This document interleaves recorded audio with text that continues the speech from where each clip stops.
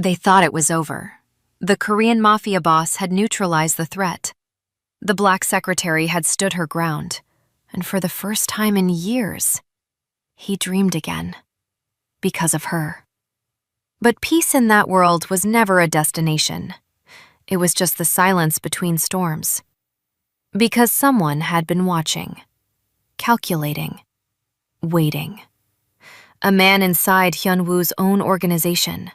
Someone who sat in his meetings, knew his movements, knew his secrets, had decided that Tiffany was the crack in the wall. That a powerful man distracted by love was a powerful man who could be destroyed from the inside. So he didn't come for her with threats. He didn't come with violence. He came for the one thing she had built entirely on her own, before any of this started. Her career, her reputation. The job she had held through years of being invisible, underpaid, and underestimated by people who couldn't even read her nameplate correctly. 3 men in expensive suits walked into her office on a Thursday morning, and by the time she walked out, she had been suspended. Her name dragged through accusations she never committed. Her ordinary life, dismantled piece by piece by someone she had never met. What this Black woman did next, nobody saw coming. Not her enemies, not even him. Because they made the mistake that everyone in her life had always made. They underestimated the woman behind the smile. Before starting the story, comment down below where you are watching from and what time it is there. If stories of karma, love, and hidden truths move you, leave a like, be sure to subscribe to the channel, and click join to become a member and help our channel. She noticed the coffee first. Not her coffee, the one she brought from home in the gray thermos that Kevin from accounting had once called aggressively practical, and that she had since decided was one of her favorite possessions precisely because it was. Her coffee was exactly where she had left it, slightly to the right of her keyboard, close enough to reach without moving her chair. That was fine. That was normal. What was not normal was the coffee on her manager's desk. She could see it through the glass partition that separated his office from the open floor where she sat. A cup from the place on the corner, the one with the green awning that charged $4 for something that was genuinely worth $4. Her manager did not drink from that place. He had said so, more than once, with the particular conviction of a man who considers his coffee opinions a form of personality. He drank from the machine in the break room, the one that produced something technically in the same category as coffee, and he did it every morning at 8:43, with the reliability of a man who had never once questioned whether he deserved better. The green awning cup was on his desk at 8:31. Tiffany looked at it for 3 seconds, filed it, went back to her screen. She was good at this, at noticing things without reacting to them, at collecting small data points and letting them sit until they assembled themselves into something legible. It was a skill she had developed over years of working in rooms where she was underestimated, where people said things in front of her as though she were furniture, where the assumption was always that the woman at the desk near the door was background and not foreground. She had learned to use that assumption, to be very, very present while appearing to simply be there. The meeting happened at 10. She wasn't invited to the meeting, which was normal. She was rarely invited to meetings. She was the one who scheduled them, which meant she had access to everything that went into them and most of what came out of them through the simple architecture of managing the calendar. But this meeting wasn't on the calendar. It appeared the same way the green awning coffee had appeared. Already there. Already happening, with no record of having been arranged. 3 men she didn't recognize went into her manager's office at 10:04. They were in suits that didn't fit the building. Too good. Too precise. The kind of suits that meant either law or money or both. One of them carried a folder. One of them had a phone pressed to his ear when he walked in and ended the call the moment the door closed. The third one looked at her as he passed, not the way men usually looked at her. Not appraisingly, not dismissively, not with the particular blankness of someone who has decided before looking that what they're seeing doesn't require their full attention. He looked at her the way people look at things they have already researched. Confirmatory. Like checking a photograph against the real thing. She felt the back of her neck do something she had learned, in the past few months, to take seriously. She picked up her phone under the desk and sent a single message to Hyun-woo. Something is happening at my office. Not sure what yet. Will update. His response came in 40 seconds. I'm listening. She put the phone back. She answered 2 emails. She updated a calendar entry. She did all of this with the composed efficiency of someone who had decided, somewhere between the green awning coffee and the confirmatory look, that she was not going to perform distress in a room full of people who were possibly looking for signs of it. The 3 men were in the office for 22 minutes. When they left, her manager stood in his doorway for a moment, not looking at her directly, which meant he was very aware of her, and then said her name with the specific, careful neutrality of someone who has been coached on how to say it. He asked her to come in when she had a moment. She gave it 4 minutes, not to make him wait, to give herself time to arrange her face and her posture and the set of her shoulders into the configuration that said, I am not afraid of this room. I have never been afraid of this room. She went in. She sat down across from him.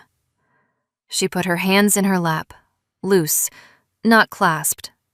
Clasped hands were a tell. What he said, in the careful language of a man reading from an invisible script, was that the company had received some anonymous concerns regarding her conduct. That these concerns were being taken seriously as a matter of policy.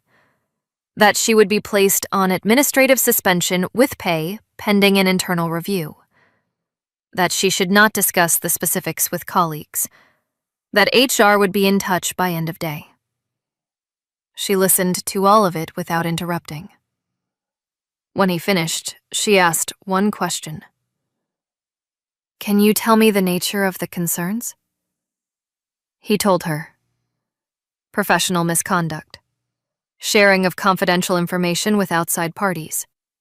Possible breach of client confidentiality agreements. None of it was true. She knew it the way you know things about yourself that require no verification. From the inside. Completely. Without doubt. She also knew, in the same moment and with the same certainty, exactly where it had come from. She thanked him. She stood. She walked back to her desk with the even pace of someone who has decided that the room does not get to see what this costs. She picked up the gray thermos. She picked up her caramel blazer from the back of her chair. She picked up her bag.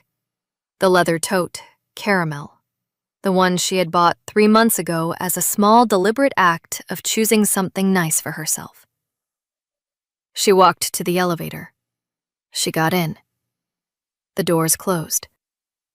She stood in the elevator alone for the 11 floors down to the lobby and let herself feel, in private, the full weight of what had just happened. Not crying. She had a rule about where she cried, and elevators were not on the list. But feeling it. The indignity of it. The precision of it. The specific cruelty of attacking her there. Not in her relationship, not in her personal life, but in the things she had built entirely on her own, through her own effort, years before any of this started. The lobby doors opened. She walked through them into the November air and stood on the sidewalk for exactly 10 seconds. Then she called Deja. Deja answered on the second ring with her name said in the tone that meant she already knew something was wrong. They had been friends long enough that Tiffany's number had its own emotional frequency. "They suspended me," Tiffany said. "Fake complaints. Anonymous. I know who it is." Silence on Deja's end. Then, "Are you okay?" "I'm standing on a sidewalk in November," Tiffany said. "I'm fine. I need you to do something for me. Anything. Go somewhere that isn't your apartment for the next few days. Your cousin's place, your mom's, anywhere. Don't tell anyone where." A longer silence. "Tiff, I know. I know what this is," Tiffany said. "I need to know you're somewhere safe before I deal with the rest of it. Can you do that?" "Yes," Deja said, quietly, without the performance of bravery. Just a friend saying yes because her friend needed yes. "Yes, I can do that." Tiffany hung up. She stood on the sidewalk for another moment, the city moving around her with its total indifference. And then she called Hyunwoo. He answered before the first ring finished. "They suspended me," she said. "Professional misconduct. Anonymous complaints. All of it fabricated." She paused.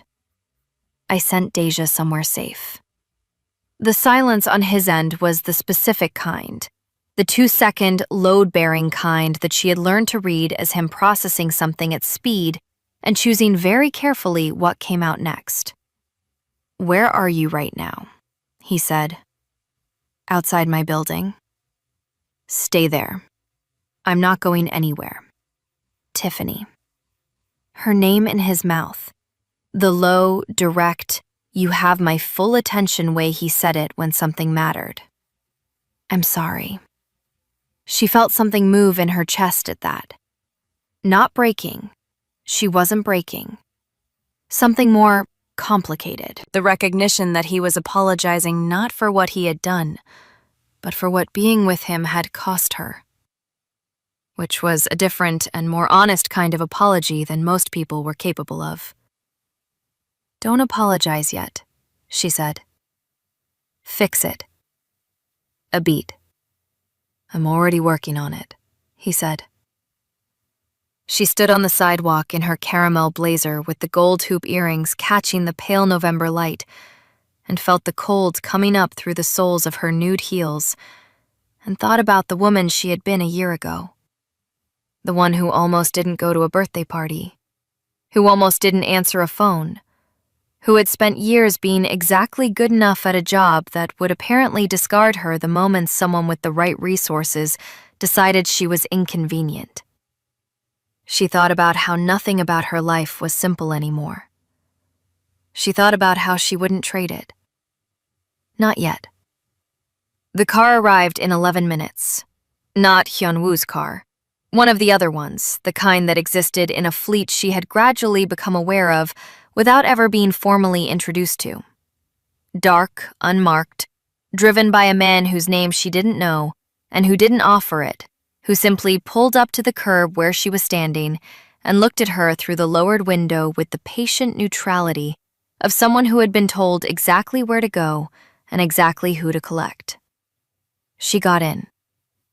She had made a decision somewhere between the elevator and the sidewalk that she was not going to spend the ride manufacturing composure she didn't feel. She was angry. The anger was clean and specific, not at Hyunwoo, not at herself, not at the abstraction of the situation, at the precision of it, at the fact that someone had looked at her life, at the things she had built entirely independently with no help and no inheritance and no safety net, and had decided that it was the right lever to pull. Her job, her professional reputation, the one part of her existence that predated all of this and belonged completely to her. That was what she couldn't let go of during the 11-minute ride. Not the suspension itself. She knew it was fabricated, knew it would be provable, knew that paper trails existed and that the truth had a way of being findable by people with the resources to find it. What she couldn't let go of was the choice of target. It told her something about who she was dealing with. Not someone who wanted to hurt her physically. Someone who wanted to humiliate her. To make her feel small in the place where she had worked the hardest not to be small. That was a particular kind of malice. Studied. Personal. The car stopped outside a building she hadn't been to before. Not the high-rise, not any of the places she associated with him. A lower building, glass and steel, downtown but quieter. The driver said nothing. She got out. Sujin was waiting at the entrance. He looked, as he always looked, like a man who had been briefed thoroughly and had opinions he would never share. He held the door. He walked her to an elevator. He pressed a floor number without consulting her. In the elevator, he stood slightly ahead of her and to the left, which she had come to understand was not rudeness, but positioning. The specific placement of someone whose job included, among other things, being between her and any door that opened unexpectedly. She had never asked him directly about that. She had filed it. "Is he here?" she asked. "He will be in approximately 4 minutes, Sujin said. "Where is he coming from?" A pause that lasted exactly as long as it took him to decide what was appropriate to share. "A meeting that he ended early." She thought about what kind of meeting Hyun-woo ended early. She thought about the 4 minutes. She thought about the 11-minute car ride and the fact that the car had already been moving before she called him, which meant he had sent it the moment she texted "something is happening" and hadn't mentioned it. The elevator opened into a space that was clearly a working office.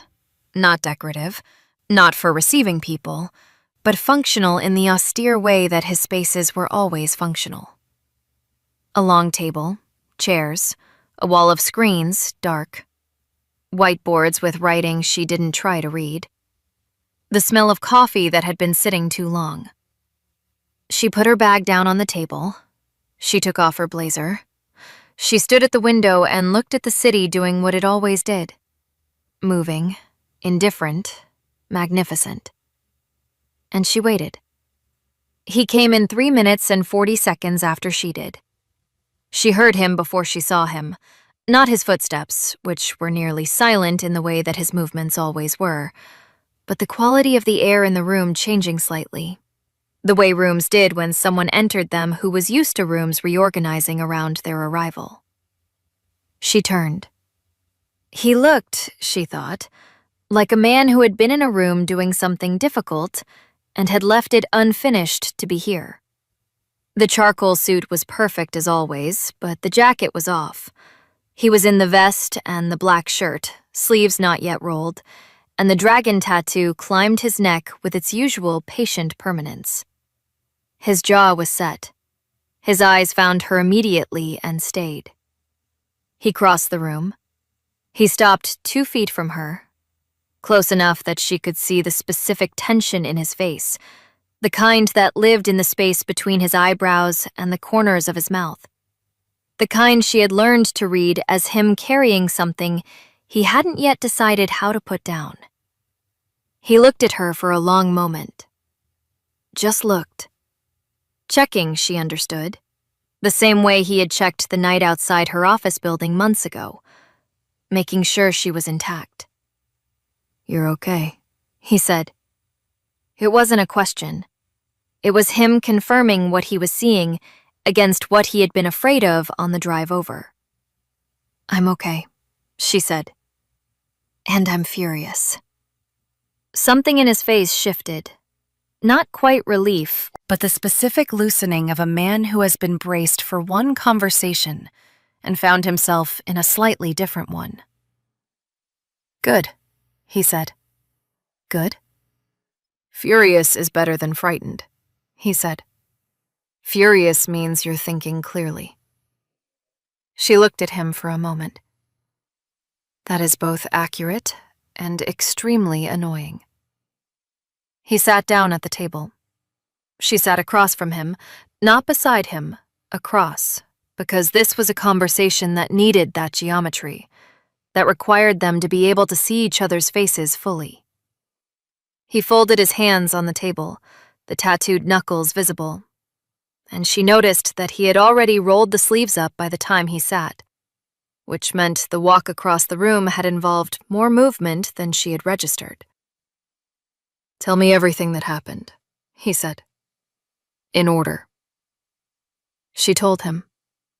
She was good at this, at delivering information cleanly without editorializing, in the sequence that made the cause and effect legible.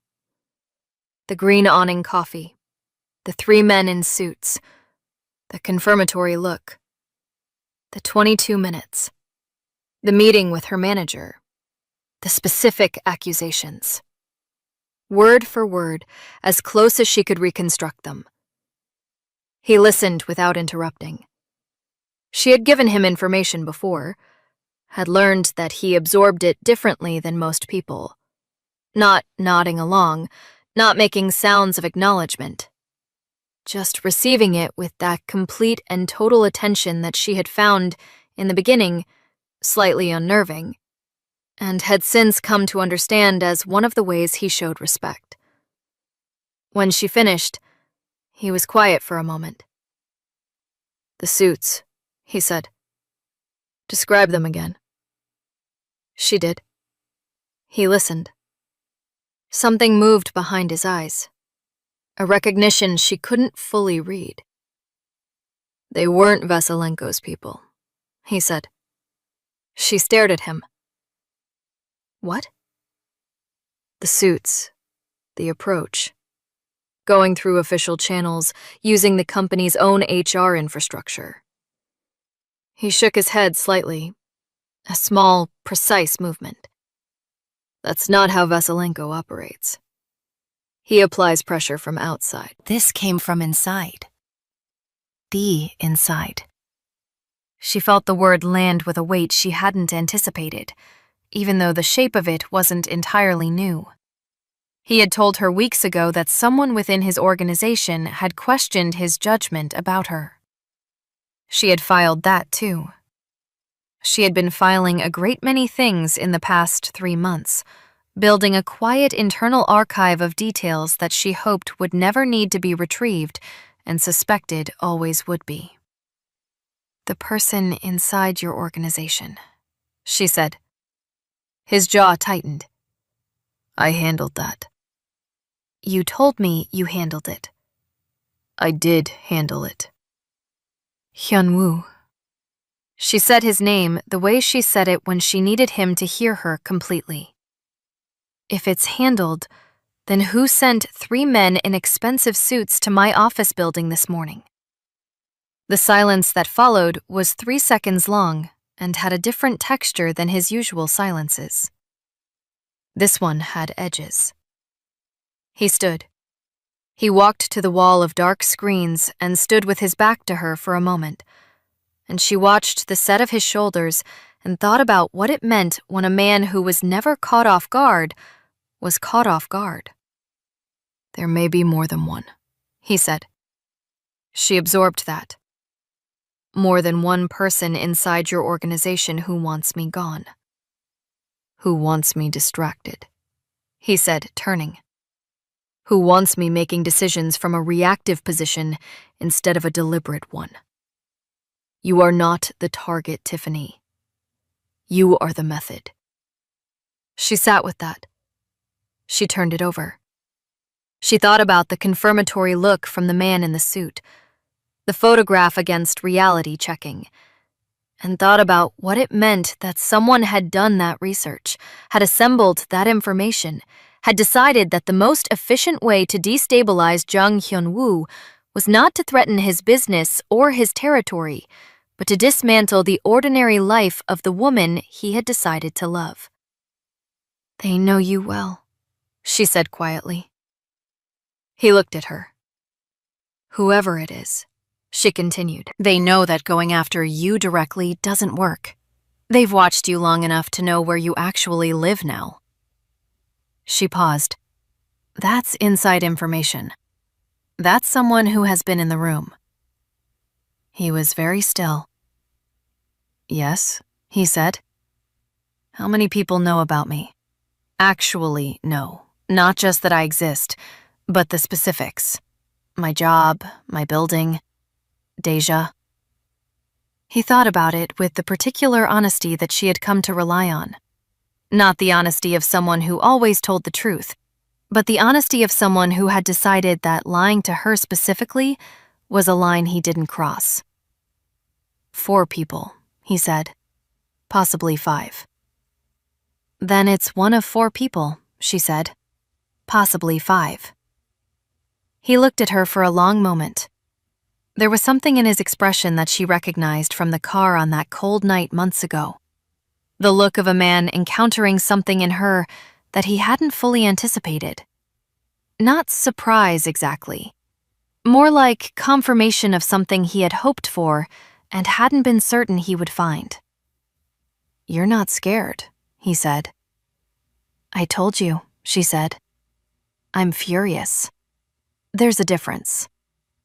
She stood. She picked up her blazer from the back of the chair. She didn't put it on. She held it, which meant she was thinking, which he had learned to recognize. "I want to know who it is," she said. "Not after. Not when it's resolved. I want to know in real time." "That puts you, I know what it puts me," she said. "We've had this conversation. You know how it ends." He looked at her. The city was visible through the window behind him, gray and cold and entirely indifferent to the negotiation happening 60 feet above its streets. "If I bring you in," he said slowly, "you see things that you cannot unsee. Not the version of this I've managed for you. The actual version." "I know. You may not want to stay after." She held his gaze steadily. "That's my decision to make." Another long silence. This one didn't have edges. This one had weight.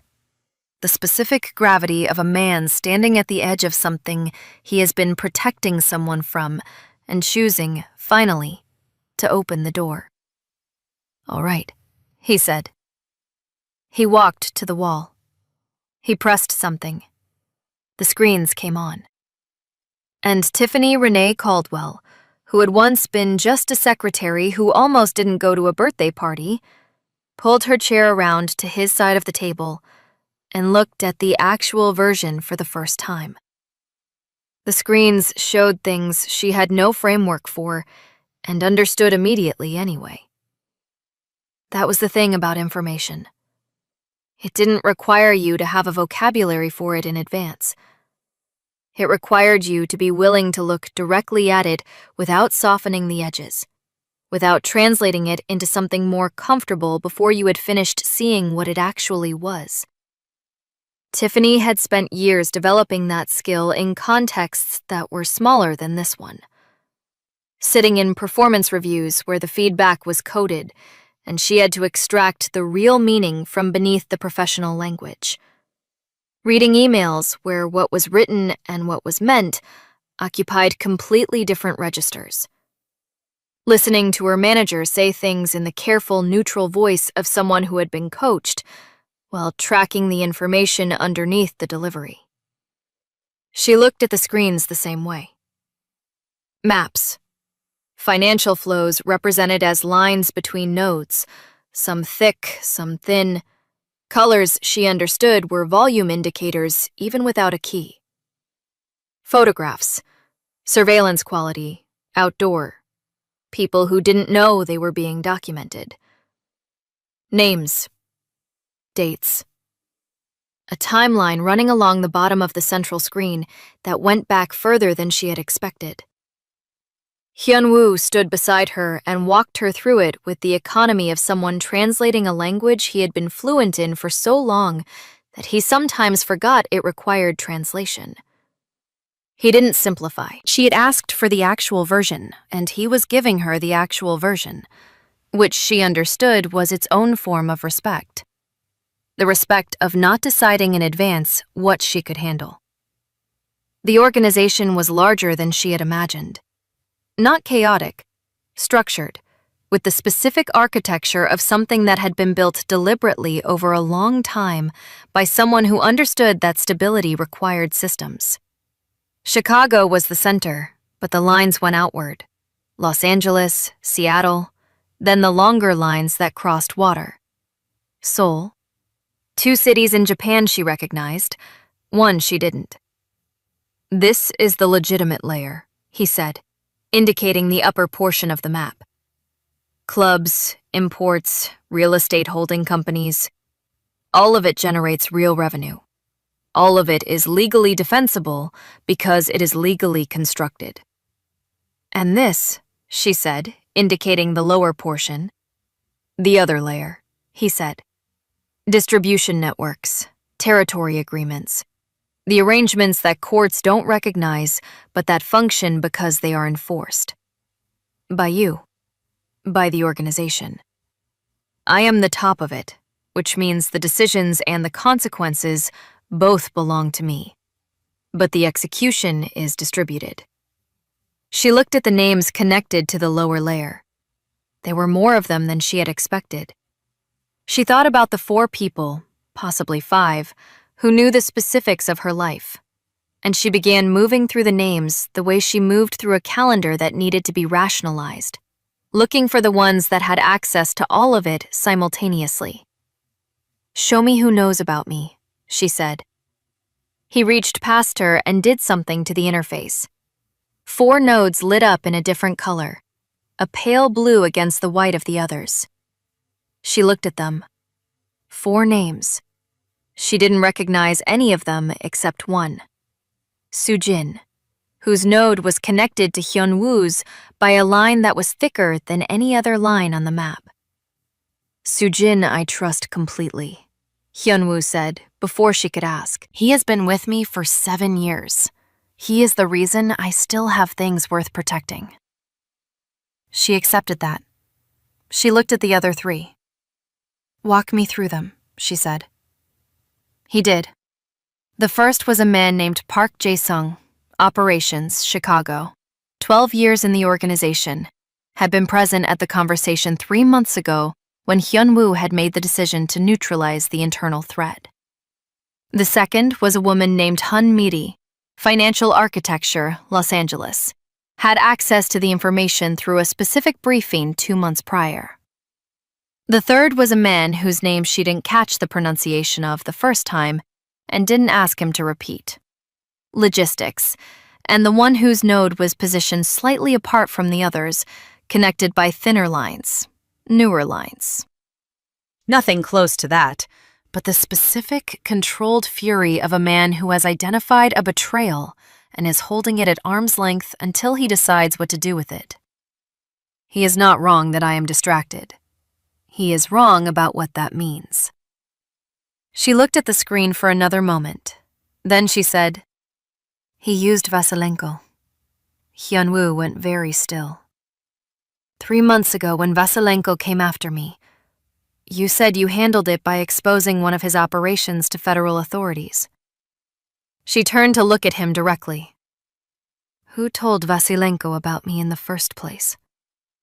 The silence lasted 4 seconds. I assumed it was surveillance, Hyunwoo said. That Vasilenko's people had been watching my movements and made the connection themselves.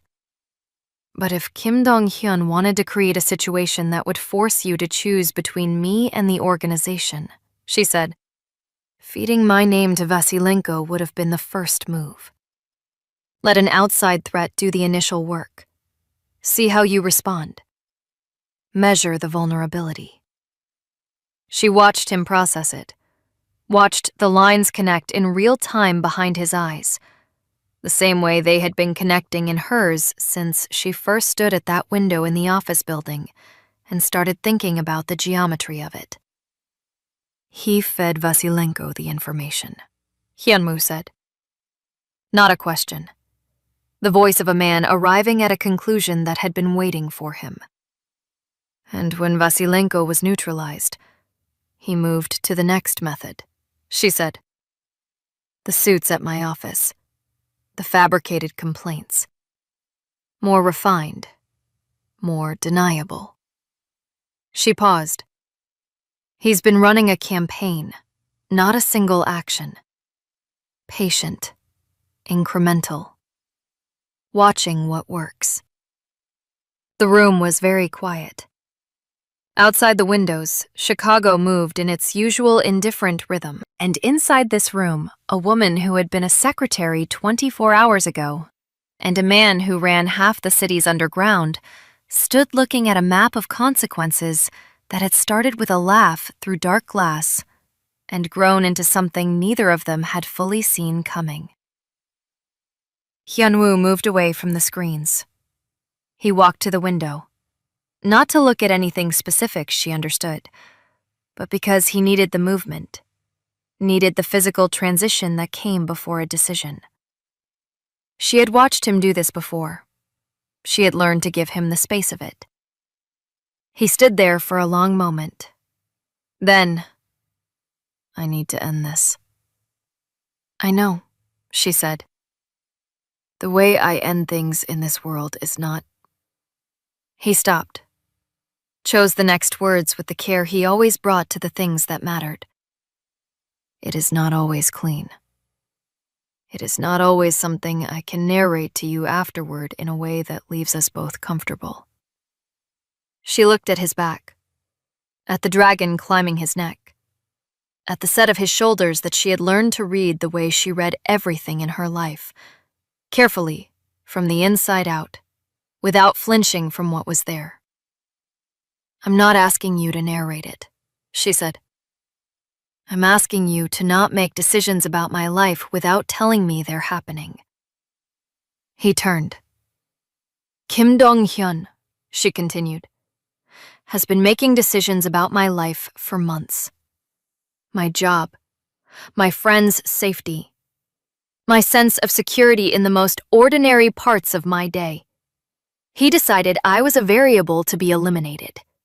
He decided that without ever being in a room with me. Her voice was steady. I want him to know that I am not a variable.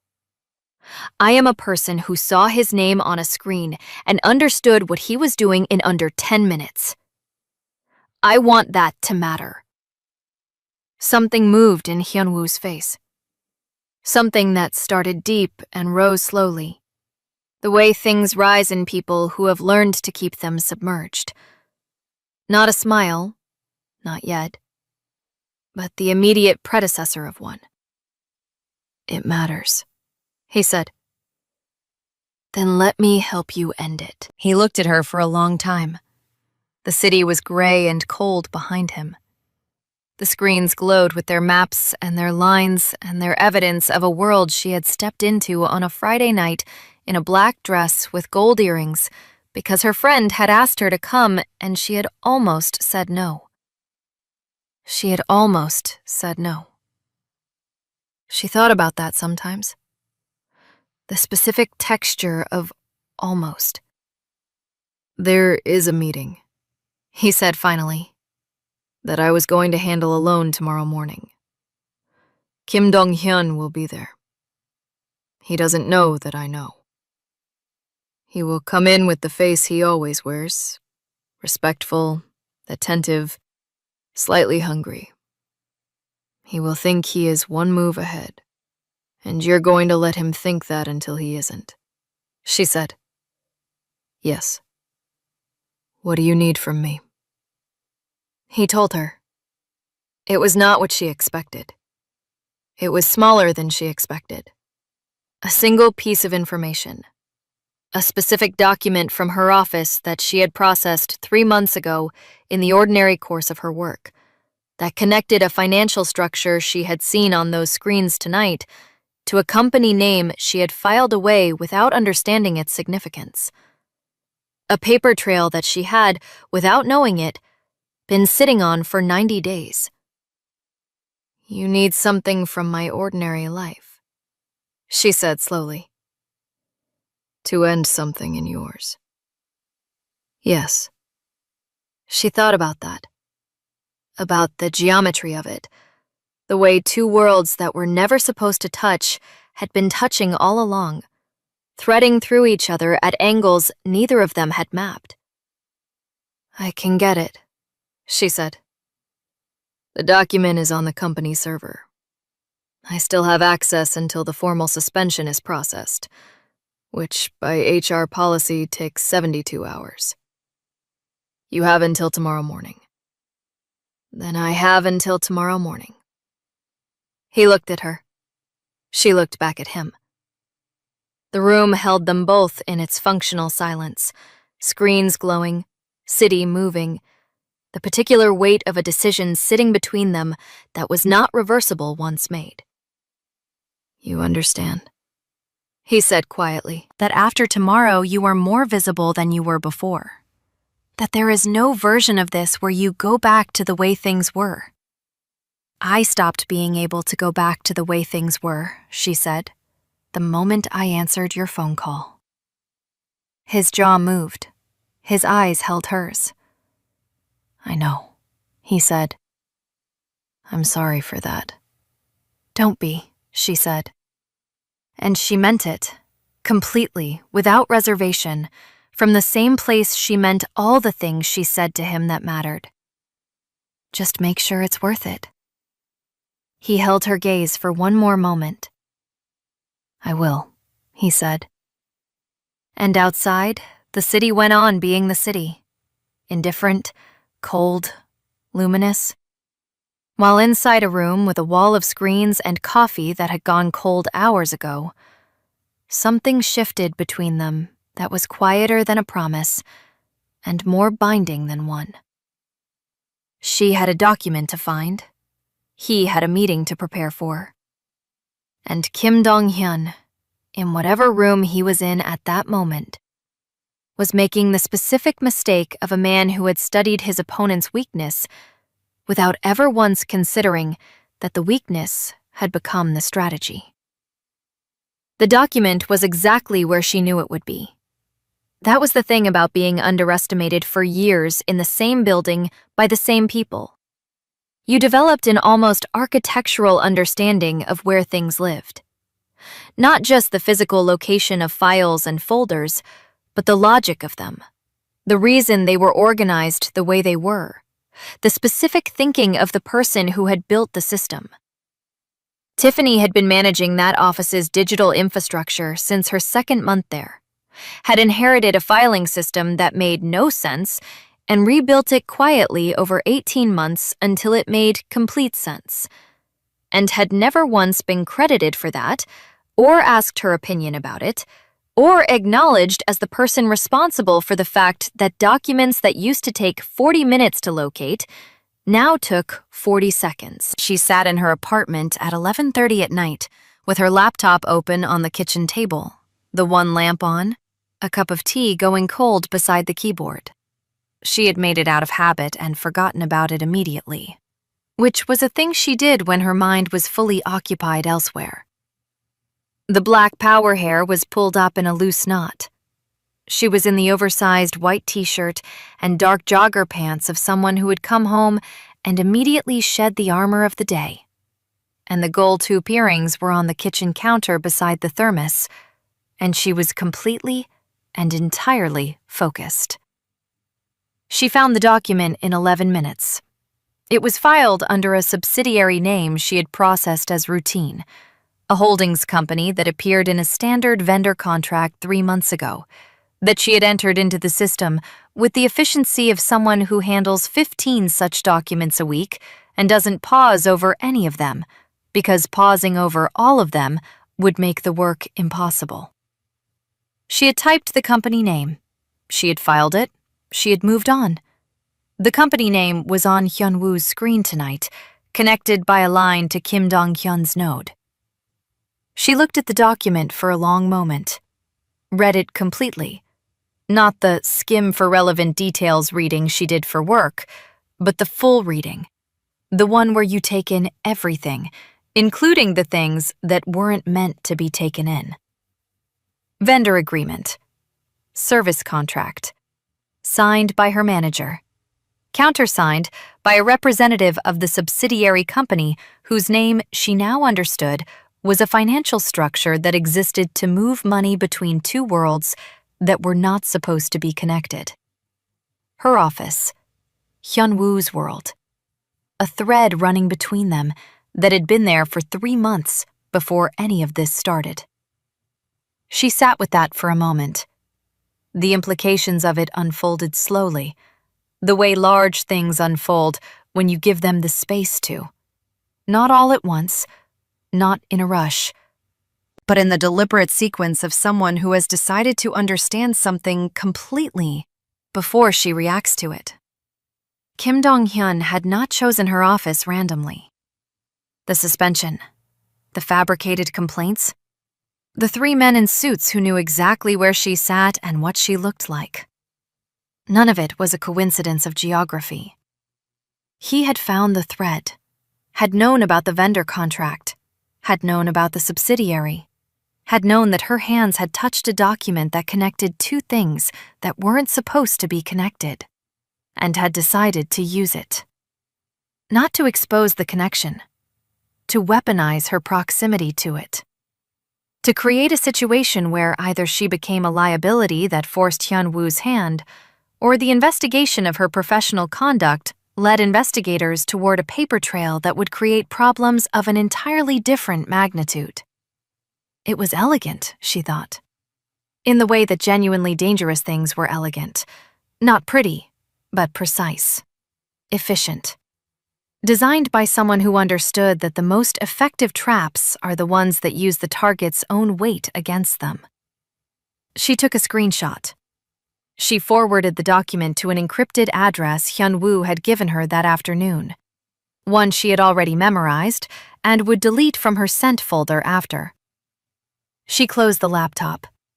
She sat in her kitchen for a moment in the quiet of her apartment, the plants on the windowsill, the books in their irregular piles, the tapete persa worn soft under the table, and thought about what it meant that her ordinary life had been infiltrated long before she knew it was being watched. That the thread had existed in her filing system for 3 months, patient and invisible, waiting for someone to pull it. She thought about the woman who had filed that document, who had typed the company name with the efficiency of someone who didn't pause over things because pausing over everything made the work impossible, who had been doing her job invisibly and well in a building full of people who couldn't remember her last name. That woman had, without knowing it, been holding a piece of something much larger. She picked up the gold earrings from the counter. She held them in her palm for a moment. Then she put them down and went to bed. Because tomorrow was going to require her at full capacity, and she had learned, somewhere in the past few months, that rest was not weakness. It was preparation. The meeting was at 9 in the morning. She wasn't there. That was deliberate. Her presence would have changed the temperature of the room in ways that were not useful. Would have made it about her rather than about what needed to happen. And she had understood this without needing to be told. She was in the coffee shop on her block, the one with the green awning, the $4 coffee that was worth $4, sitting at the corner table with a view of the door, her phone face up on the table, waiting. Hyunwoo had told her he would send one message when it was done. A single word. She had told him she would be here when it arrived. She ordered her coffee. She sat. She watched the door open and close with the ordinary traffic of a Thursday morning in Chicago. A man with a stroller, 2 women in matching exercise clothes, a teenager with headphones so large they looked structural. The city doing what the city did. Her phone sat quiet on the table. She thought about Kim Dong-hyun walking into that meeting. Thought about the face Hyunwoo had described. Respectful, attentive, slightly hungry. The face of a man who believed he was one move ahead. She thought about what it felt like to walk into a room certain of your position and discover, by degrees, that the room had known everything before you arrived, that the certainty you carried in was the most visible thing about you. She had felt that once, sitting across from her manager in his office with the green awning coffee on his desk, listening to fabricated accusations delivered in careful, neutral language. She had felt the floor of her certainty shift, had felt the specific vertigo of a situation designed to make her doubt herself in the place where she was most solid. Kim Dong-hyun was feeling it now. She was certain of that. Her phone lit up at 9:47. One word. Done. She picked up her coffee. She drank it. It was, as always, worth $4. He came to her apartment that evening. Not with explanation, not with a detailed account of what had happened in that room. She hadn't asked for one, and he hadn't offered one, and they had reached, over months of careful navigation, an understanding of where her need to know and his capacity to share found their intersection. She knew the outcome. She knew what she had contributed to it. The space between those two things belonged to him. He arrived at 7. She had cooked, not for any particular reason, just because cooking was a thing she did when she needed her hands occupied and her mind to process at its own pace. Rice, something her mother had taught her, the kind of meal that required attention at specific intervals and left space in between. He sat at her kitchen table in the charcoal vest and black shirt, sleeves rolled up, the dragon on his neck and the tattoos on his hands visible in the warm light of her apartment that was always one lamp slightly yellower than the others. He looked tired. Not the way people look tired when they haven't slept. The deeper kind. The kind that comes from spending energy that doesn't replenish quickly. She recognized it. She had felt it herself that morning, sitting in the coffee shop, waiting for a single word. She put a plate in front of him. She sat across. They ate for a while without talking, which was one of the things she had come to value most about him. The absence of pressure to fill silence, the understanding that quiet between two people who trusted each other was not emptiness, but its own form of presence. After a while, he said, "He didn't know I knew until I put the document on the table." She looked at him. "Your document," he said. "The vendor contract." The moment I put it on the table, he understood the full geometry of it. That I knew about the subsidiary, that I knew about the thread, that I knew he had not chosen your office accidentally. He paused. His face in that moment, "I want you to know that what you did this week is the reason that face happened." She was quiet for a moment. "What happens to him now?" she said. "He is removed from the organization," Hyunwoo said. "Completely. His access, his connections, his income from it. He will find that the city he thought he understood has become significantly smaller." He looked at her steadily. "He will not come near you. I made that the clearest thing I said in that room." She nodded. She looked at her plate. She thought about the word removed and about the space between that word and other words she wasn't asking about. And she made the decision she had made before.